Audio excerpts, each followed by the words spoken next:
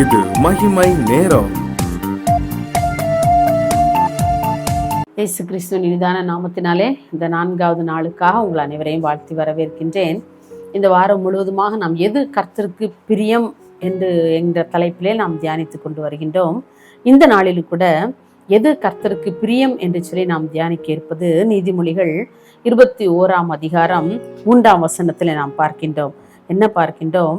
நீதியும் நியாயமும் செய்வது கர்த்தருக்கு பிரியம் என்று சொல்லி நாம் வாசிக்கின்றோம். பொதுவாக நாம் இந்த உலகத்திலே வாழ்கின்ற வாழ்க்கை எப்படிப்பட்ட ஒரு வாழ்க்கை? ஒரு அநீதி நிறைந்த உலகத்திலே தான் நாம் வாழ்ந்து கொண்டிருக்கிறோம் இல்லையா?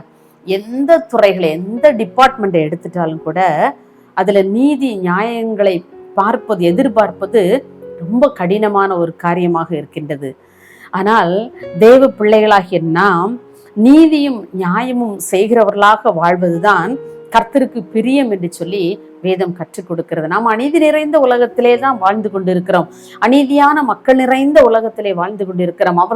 அவர்களுடைய தான் நமது வாழ்க்கையும் நடந்து கொண்டிருக்கிறது. நம்முடைய வேலை செய்கிற இடங்களில் ஆனாலும் சரி, நம்முடைய குடும்பங்களில் ஆனாலும் சரி, நம்ம உறவுகளிலே ஆனாலும் சரி, நம்ம ஒரு அநீதியான ஒரு காரியங்களை நம்ம தினம் நம்ம என்ன செய்ய முடியுது? பார்க்க முடியுது. ஆனால் தேவன் நம்மை அப்படிப்பட்ட இடங்களிலே தான் நம்மை வைத்திருக்கிறார். அந்த இடத்திலும் கூட நாம் எப்படி நீதியாக வாழ்வது என்று சொல்லி நம் ஆண்டவரத்தில் கேட்டு அதை கற்றுக்கொண்டு அதன்படியாக வாழ வேண்டும் என்று சொல்லி ஆண்டவர் விரும்புகின்றார். நீதியும் நியாயமும் செய்வது கர்த்தருக்கு பிரியம். நாம் யாருக்கெல்லாமோ என்னென்னமோ பிரியமா இருக்கிறோம்னு சொல்லி யோசிக்கிறோமே, இப்ப ஆண்டவருக்கு நாம் எப்படி பிரியமா இருக்க முடியும்? நீதியும் நியாயமுமாய் நாம் வாழும் பொழுதுதான் ஆண்டவருக்கு பிரியம். ஒரு முறை ஒரு தேவ ஊழியருடைய வீட்டிலே அவருடைய சபையை சேர்ந்த ஒருவர் பேசிக்கொண்டே இருந்தாராம். வெகு நேரம் பேசிக்கொண்டே இருந்தாராம். அப்போது தேவ ஊழியர் சொன்னாராம், பிரதர், நீங்க டைம் ஆயிடுச்சுல, நீங்க இன்னைக்கு லீவ் போட்டிருக்கீங்களா, இல்லை ஆஃபீஸ் லீவா? என்ன இவ்வளவு நேரம் பேசிட்டே இருந்துக்கலாம், ஆஃபீஸ் கிளம்ப வேண்டாமான்னு கேட்டாராம். அப்போ அந்த நபர் சொன்னாராம், இல்லை, நான் என் வேலையை ரிசைன் பண்ணிட்டேன், அதனாலதான் உங்களோட இன்னைக்கு இவ்வளோ நேரம் உட்காந்து பேசிக்கிட்டு இருக்கேன்னு சொன்னாராம். அப்போ எதனால நீங்க உங்க வேலையை இப்படி ரிசைன் பண்ணிட்டீங்க அப்படின்னு சொல்லி கேட்கும்போது, அந்த போஸ்ட்ல உட்கார்ந்துட்டு என்னால நீதியும் நியாயமா என்ன செய்ய முடியல, வாழ முடியல, நான் பொய் சொல்ல வேண்டியது இருக்கிறது, நான் என்னால அந்த இடத்துல நேர்மையா என்னால் வாழ முடியல, அதை விட அந்த போஸ்ட்ல இருக்கிறத விட நான் என்ன சரி விஆர்எஸ் வாங்கிட்டேன், நான் நீதியா என்னால வாழ முடியாது அந்த இடத்துல இருந்து, அதனால நான் என்னச்சிட்டேன், ரிசைன் மை போஸ்ட் அப்படின்னு சொன்னாராம். அப்போது அந்த போதகர் ஒரு வார்த்தை சொன்னார், you are a coward man அப்படின்னு சொன்னாராம். ஒரே ஒரு வார்த்தை, நீ கோழையான ஒரு மனுஷன் அப்படின்னு சொல்லி அவரை சொன்னாராம். அதில் ஏன் இப்படி சொல்றீங்க பாஸ்டர்? நான் கோழை அல்ல, நான் எவ்வளவோ ஸ்ட்ராங்கான மனிதன் தான், ரொம்ப ஸ்டபானான மனிதன் தான், கோழை அல்ல, எவ்வளவோ நல்லாக யோசித்து தான் இந்த முடிவை நான் எடுத்தேன் சொன்னாராம். அப்போ அந்த போதகர் சொன்னாராம், இந்த பதவியை நீ ராஜினாமா செய்திருக்கவே கூடாது, அந்த பதவியிலே உட்கார்ந்து கொண்டே நீ எவ்வளவு நேர்மையாக எவ்வளவு நியாயமாக வாழ முடியுமோ அதுதான் கர்த்தருக்கு பிரியமான ஒரு வாழ்க்கை. நீ இப்படி ரிசைன் பண்ண உடனே அது கர்த்தருக்கு பிரியம் என்று சொல்லி நினைக்கிறீங்களா பிரதர்? இல்லவே இல்லை. அந்த இடத்துல உட்கார்ந்து ஆண்டவர் உங்களை அந்த இடத்துல வைத்திருக்கிறார், அந்த பணியிலே உங்களை அமர்த்தி வைத்திருக்கிறார். நீங்க அங்க உட்கார்ந்து நீங்க எவ்வளவு நீதியாய் நேர்மையாய் செயல்படுகிறீர்கள் என்பதை பார்த்து கொண்டிருக்கிறார். நீங்க நிச்சயமா அந்த போஸ்டை நீங்க விட்டுருக்கவே கூடாது என்று சொல்லி அவருக்கு ரொம்ப வேதனையோடு கூறினாராம். பாருங்க, நம்முடைய வாழ்க்கையில ஆண்டவர் நம்மை நிறுத்தி வைத்திருக்கிற இடத்திலே நம்ம எப்படி நீதியாய் நடந்து கொள்கிறோம், எப்படி நியாயமாய் நாம் நடந்து கொள்கிறோம், அல்லது கஞ்சாடையாய் நடந்து கொள்கிறோமா, அல்லது கையூட்டு வாங்குறோமா, அநீதியாய் நடந்து கொள்கிறோமா, அப்படிலாம் நம்ம யோசித்து பார்ப்போம். நம்முடைய வாழ்க்கை ஆண்டவர் எந்த பணியிலே எந்த துறையிலே நம்மை வைத்திருந்தாலும் அந்த துறையிலே நாம் ஆண்டவருக்காக நிலைத்து நின்று வாழும் பொழுது, நீதியாய் நேர்மையாய் செயல்படும் பொழுது நிச்சயமாக ஆண்டவர் நம்மை பிரியம் கொள்கிறார் என்று சொல்லி நாம் வேதத்திலே வாசிக்கின்றோம். ஆண்டவர் இன்றைக்கு நம்ம எந்த சூழ்நிலையிலே வைத்திருக்கிறார், எந்த சூழ்நிலையிலே நம்முடைய பணியிலே நாம் நீதியும் நியாயமும் உள்ளவர்களாய் வாழ்கிறோமா? அப்படி வாழ்ந்தால் நிச்சயமாக கர்த்தருடைய பிரியம் நம்ம இருக்கும். இல்லை என்று சொன்னால் அந்த இடத்துல எனக்கு நிக்கிறதுக்கு பயமா இருக்கு, என்னால முடியல, அந்த போஸ்ட்ல என்னால ஸ்டாண்ட் பண்ண முடியல என்று சொல்லி நாம் கோழையாக அந்த போஸ்டை நாம விட்டு வருவோம்னு சொன்னா அது ஆண்டவருக்கு பிரியம் அல்ல, அது ஆண்டவருடைய நாமத்திற்கு மகிமையும் அல்ல. அந்த இடத்துல ஆண்டவரை வைத்திருக்கிறார் என்று சொன்னால் நிச்சயமாக அவருக்கு சாட்சியுள்ள மகனாக நாம் வாழ வேண்டும் என்பதுதான் ஆண்டவருக்கு பிரியம் இல்லையா? அந்த இடத்துல நம்ம நீதி செய்கிறோமா, நியாயமா நடக்கிறோமா அப்படின்னு சொல்லி நம்ம என்ன செய்யணும், யோசித்து பார்க்க வேண்டும். பாருங்க, இப்போ ஸ்கூல்ல எடுத்துட்டீங்கன்னா ஸ்டூடெண்ட்ஸ் நிறைய பேர்ல கொஞ்சம் ஒரு 5 or 10 ஸ்டூடெண்ட்ஸ் நல்ல பெஸ்டா இருப்பாங்கன்னு வச்சுக்கோங்களேன்.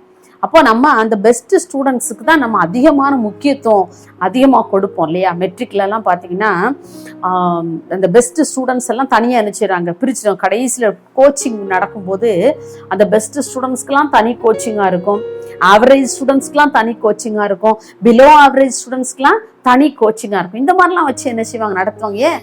அவங்க ஸ்கூலுக்கு சென்டம் ரிசல்ட் வேணும் அப்படிங்கிறதுக்காக இல்லையா? பாருங்க, அப்படி செய்வாங்க. அது அன்னைக்கு நம்ம அப்படி ஆண்டவர் நம்ம எதிர்பார்க்கவில்லை. எல்லாரையும் நீ சமமா ட்ரீட் பண்ணு, எல்லாரையும் நீ சமமாவே என்ன செய்ய ட்ரீட் பண்ணு, நீதியாய் நடந்துகொள், நியாயமாக நீ நடந்துகொள். ஒரு பள்ளியில எத்தனை 30 மாணவர்கள் இருந்தாலும் கூட அந்த 30 மாணவர்களையும் நீ ஒன்று போல என்ன செய்யணும், நினைச்சு பார்க்கணும், ஒன்று போல நேசிக்க வேண்டும் என்று சொல்லி ஆண்டவர் விரும்புகிறார். பொதுவாக ஆசிரியர்களாக நம்ம என்ன செய்யறோம், நல்லா படிக்கிற பிள்ளைங்கள நமக்கு ரொம்ப பிடிக்கும், எந்த வேலைனாலும் அந்த மாணவர்களிடத்துல கொடுப்போம் இல்லையா? ஆனா உண்மையில சில வேளைகள் நான் அடிக்கடி கூட அதை யோசித்து பார்ப்பேன். அது நாம செய்கிற ஒரு தவறு. நம்ம நல்லா படிக்கிற மாணவனும் படிக்காத மாணவனையும் நம்ம வேறு பிரித்து என்ன செய்யக்கூடாது, பார்க்கக்கூடாது. எல்லா மாணவர்களும் ஒன்றுதான். அப்படி நம்ம நீதியா என்ன செய்யணும், நியாயமாய் செம்மையானவர்களாக நம்முடைய ஆண்டவர் நம்மை வைத்திருக்கிற பணியிலே நாம் நடந்து கொள்ள வேண்டும் என்று சொல்லி நாம் எச்சரிக்கப்படுகின்றோம். தானியேல் பாருங்க, நீதி உள்ளவனாய் வாழ்ந்ததுனாலே காபிரியல் தூதன் வந்து கூறினார் தானியேலிடத்துல, நீ மிகவும் பிரியமானவன், நீ ஆண்டவருக்கு மிகவும் பிரியமான புருஷன், ஆகையினாலே நீ வேண்டிக் கொள்ள தொடங்கின போதே உனக்காக கட்டளை வெளிப்பட்டது. ரொம்ப பிரியமான ஒரு புருஷனாக தானியேல் விளங்கினதுனாலே அவனுக்காக ஆண்டவர் என்னென்ன காரியங்கள் எல்லாம் செய்தார் என்று சொல்லி நம்ம வேதத்திலே வாசிக்கிறோம் இல்லையா? இன்னும் அது மாத்திரமல்ல, ஆதியாகமம் 6ஆம் அதிகாரம் 9ஆம் வசனத்திலே வாசிக்கின்றோம், நோவா ஒரு நீதிமானாக வாழ்ந்தான். இன்றைக்கு நம்மை குறித்து இவன் நீதிமான், இவள் நீதிமான் என்று சொல்லி நம்மை குறித்து மற்றவர்கள் கூற முடியுமா? நீதிமானாக இவன் வாழ்ந்தான், நீதிமானாக இவள் வாழ்ந்தான் என்று சொல்லி நம்மை விட்டு கடந்து போன நம்முடைய முதியோர்களை பற்றி கூற முடியுமா? நம்ம யோசித்து பார்ப்போம். அப்படி நீதியும் நியாயமும் செய்கிறவர்களாக நாம் வாழும் பொழுது நம்முடைய வாழ்க்கை கர்த்தருக்கு மிகவும் பிரியமான வாழ்க்கையா இருக்கும். அவர் நம்மை ஆசீர்வதிப்பது மிகவும் உறுதி. அன்பானவர்களே, இன்றைக்கு நாம் நம்மை சீர்தூக்கி பார்க்கும்படியாக ஆண்டவர் விரும்புகின்றார். நாம் நீதியும் நியாயமும் செய்கிறவளாக நான் காணப்படுகிறேன் என்று சொல்லி, ஒருவேளை உயர் பதவியில் இருக்கிற ஒரு ஜட்ஜாக இருக்கலாம், பாருங்க, எப்படி ஒரு லாயரா இருக்கலாம், நாம் நீதியும் நியாயமும் செய்கிறவர்களாக காணப்படும். ஏதோ பைசா வாங்கிட்டு காசு வாங்கிட்டு நம்ம அதற்காக பேசுகிறவர்களாக அல்ல, ஆண்டவருக்காக எது நீதி எது நியாயம் என்பதை குறித்து மிகவும் தெளிவுள்ளவர்களாக இருந்து நிச்சயமாக நாம் அந்த நீதியும் நியாயமும் செய்கிறவர்களாக நாம் வாழும் பொழுது ஆண்டவருடைய பிரியம் நம்மில் இருக்கும். நாம் ஒரு நிமிடம் ஜெபிப்போமா? மகா இரக்கம் கிருபை நிறைந்த அன்புலே சாமி, இந்த அருமையான 4ஆம் நாளுக்காக உமக்கு நன்றி செலுத்துறப்பா. ஆண்டவரை, இந்த நாளிலும் கூட எது கர்த்தருக்கு பிரியம் என்று சொல்லி பார்த்தோம், நீதியும் நியாயமும் செய்து வாழ்வது கர்த்தருக்கு பிரியம் என்று சொல்லி பார்த்தோம். என்னுடைய வாழ்க்கையில நாங்கள் நீதியும் நியாயமும் செய்கிற பிள்ளைகளாக வாழ்ந்து உங்களுடைய பிரியம் எங்கள் மேல் இருக்கும்படியாக நாங்கள் ஜெபிக்கின்றோம். அப்படி இந்த நாளிலும் பொருத்தனையோடு என்னுடைய வாழ்க்கையில இனிமேல் நான் நீதியோடும் நியாயத்தோடும் செயல்படுவேன், வாழ்வேன் என்று சொல்லி ஆண்டவரை தீர்மானத்தோடு வாழ்கிற பிள்ளைகளை கர்த்தர் நீர் ஆசீர்வதிக்கிறதற்காக உமக்கு ஸ்தோத்திரம். உடைய பிரியம் உடைய பிள்ளைகள் மேல் திரும்புகிறதற்காக உமக்கு நான் நன்றி செலுத்துகிறோம். இயேசுவின் நாமத்தில் பிதாவே, ஆமென்.